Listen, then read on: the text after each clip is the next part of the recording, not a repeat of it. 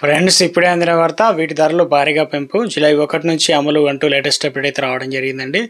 So వివరాలు ఏంటనేది వీడియోలో తెలుసుకుందాం. వీడియోని స్కిప్ చేయకుండా పూర్తిగా చూడండి, కంప్లీట్ ఇన్ఫర్మేషన్ అయితే అర్థమవుతుందండి. మొదటిసారిగా ఛానల్ వస్తే తప్పకుండా సబ్స్క్రైబ్ చేసుకొని bell button all notification activate చేసుకోండి.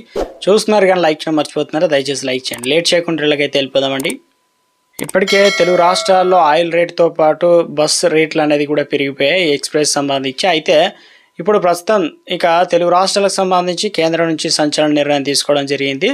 అయితే భారతదేశంలో ప్రపంచంలో అతిపెద్ద రైల్వే నెట్వర్క్ ప్రజలు నిరంతరం ప్రయాణించడానికి మార్గం అయితే కనిపిస్తుంది. సామాన్య ప్రజలకు నుంచి సంపన్నుల వరకు కూడా ఏదైనా చాలా దూరం వెళ్ళాలంటే సుదూర ప్రయాణాల కోసం దీనిపైన ఎక్కువగా ఆధారపడుతూ ఉంటాం.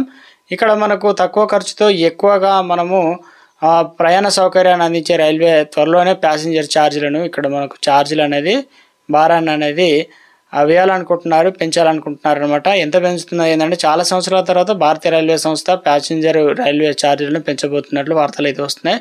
అందుబాటులో ఉన్న సమాచారం ప్రకారం పెంచబడినటువంటి ఛార్జీలు అనేది మనకు జూలై 1 నుంచి అంటే వచ్చే నెల 1 నుంచి అమల్లోకి వస్తాయని చెప్పేసి. పెంపు విషయానికి వస్తే నాన్ ఏసీ సంబంధించి అదేవిధంగా ఎక్స్ప్రెస్ రైల్లో ప్రయాణికుల ఛార్జీ కిలోమీటర్కు 1 పైసా అనేది చొప్పున పెంచనుండగా ఏసీ క్లాస్ ఛార్జీలు వచ్చేసి కిలోమీటర్కు 2 పైసలు అయితే పెరుగుతున్నట్లు మనకు తెలిసిందనమాట.